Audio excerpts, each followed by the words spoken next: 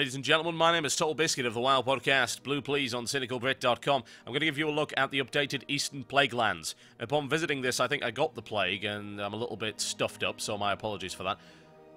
Now, this zone hasn't had as many changes as some of the others, so what I've done here is I've applied some pretty heavy editing to show you only the bits which have been significantly altered. So what I'm going to do is I'm going to show a brief video of each one, and I'm going to highlight on the map where exactly I'm looking at the time, so you can have a little bit of context there. I think that's a better way of showing this zone, because it is very large, and there's a little point in flying over stuff that you've already seen before. The first thing to note is that this zone has been retuned. It is now designed for level 40 to 45 characters. Now, the first thing we're going to have a look at is Light's Hope Chapel and the new bridge that leads us to there over the now flooded Pestilent Scar. Light's Hope Chapel in general is the area of this particular zone that has been changed the most. It's become a fully fortified town now. They're still building some of the fortifications, but as you can see, you've got the bridge over here. A number of these scarred areas have been flooded with water as a result of the Cataclysm. So they've had to build bridges there. All the bridges look the same. You note the fortifications there. You'll also note that these are guarded by level 70 elites with 128,000 health. I would not recommend attacking Alliance players here, but there you go. Ah yes, the Ashbringer. Fantastic stuff. You'll note, unlike the Western Plaguelands, where most of this nonsense has been cleansed, the Eastern Plaguelands are still very much in the hands of the undead. This is one of the few clean and green areas that you'll find here. And someone seems very upset about that fact. Argent Dawn is still here in force, as you might imagine. Most of the guys who were here about the whole Naxxramas thing, they're all gone. That's been cleaned out. Although there is still a craftsman here, wearing that old terrible frost resistance gear. But it doesn't seem to give anything anymore. I'm glad to see that good old Bartholomew still remains among the land of the living. Well, I suppose that wouldn't be all that accurate, would it? Now, I did wonder if there was anything cool in this tomb, but sadly no. Nothing whatsoever. Just your average run-of-the-mill tomb. Overall, they've done a pretty good job on the home improvement side of things over here. Well done to the Argent Dawn. Shame the rest of it's still a bit of a mess. Okay, second area. This area was here before. Yes, indeed, that is the Ebonhold Acarus, and this is now accessible to everybody. You can fly up here. All of the NPCs are friendly, but there doesn't seem to be any purpose to flying up there if you're not a Death Knight. Nonetheless, we're going to have a quick look at it anyway. Firstly, here it is from the bottom, doing its old Independence Day impression. You've also got a couple of flying chickens around. The Ebonhold Guards. And now if I take you inside, Mograin's still chilling. I do mean quite literally. Otherwise, there doesn't seem to be all that many changes, honestly. I talked to a couple of the NPCs. They don't say anything different, but obviously they don't offer you any training or anything like that, and the quests are unavailable for non-Death Knights. Since I barely played a Death Knight, it's kind of nice to come in here anyway. I did level 1, and I couldn't be bothered with it. I don't know what it is. That class just isn't appealing to me. Now, one thing you have to know is that I got in this way, but you can't actually get out this way. There's an invisible flight ceiling there, which means you can't quite get over the barrier.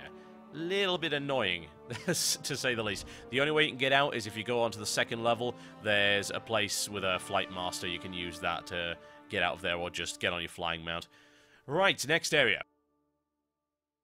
You'll remember this tower. It used to be one of the capturable world PvP locations in this area. All of these towers are now owned by the Argent Dawn, which means that they have been changed, refortified, and they're one of the only areas in the Eastern Plaguelands that have actual green grass. You actually do still get the 5% undead damage buff, so don't stress too much about that. But let's have a look at this one. This one's a little bit unusual because it's got this big beam flying into the sky for whatever reason. It also has a delicious barbecue pit. Yes, indeed. Let's go and have a quick look at that. What you'll also note is that every one of these towers now has a neutral flight master, which means getting across this zone is a lot easier than it used to be. Anyone fancy a little bit of well-done abomination? Delicious. The next area we're going to have a look at is the Calithian Lodge up to the north. Now, this area used to be populated by Highborn, but as a result, I believe, of the Sunwell nonsense that went on during TBC, there was a bunch more wretched created, and apparently these guys have succumbed to mana addiction, and they're looking a little bit worse for wear. Now, this should teach you a very valuable lesson for life. Don't do Void Crystals, kids, or Arcane Powder. You'll end up looking like this. Ugh. Disgusting. And I thought elves were bad in their normal form. Certainly going to be looking forward to slaying these wretched creatures. They've got nothing to live for anyway. Hell, some of them are just lying around. Lazy buggers. Our next stop on this tour is Corrin's Crossing, which hasn't changed all that much. You'll remember it as the scourge-infested town that was not all that pleasant to ride through. This one has a new tower established by the Argent Dawn. It's in the north right there. We're going to have a look at that. As with a lot of these areas, they have been now flooded, so there are a number of these bridges around. They are guarded, like I said, by very, very powerful mobs, considering the level zone of this area. So I wouldn't piss them off if I were you.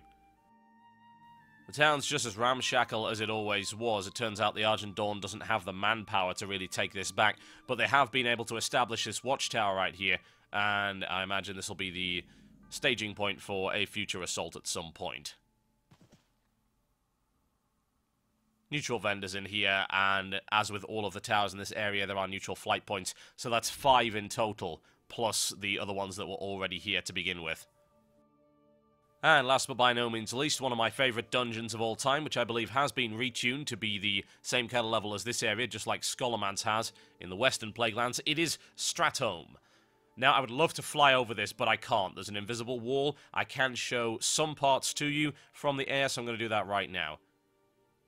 There we go. It's a rather unique perspective on that particular area. I'd still love to know what that bloody green gate was. You remember that? The green instance portal at the back there? It was supposed to be a way into Naxxramas, but that never happened, as far as I'm aware. It's a mystery. See how close we can actually get. Sadly, not as close as I would like. Well, that place has been burning for 6 years. You'd have thought it would have burnt out by now or something. And that about covers it, ladies and gents. Those are the major changes to the Eastern Plaguelands. The rest of it's pretty much the same as it always was. If you want any more information on this, the best place to have a look is WoWWiki. They've got a full list of everything that's been altered. I've covered everything that's worth looking at. My name's been TotalBiscuit, and I will see you next time.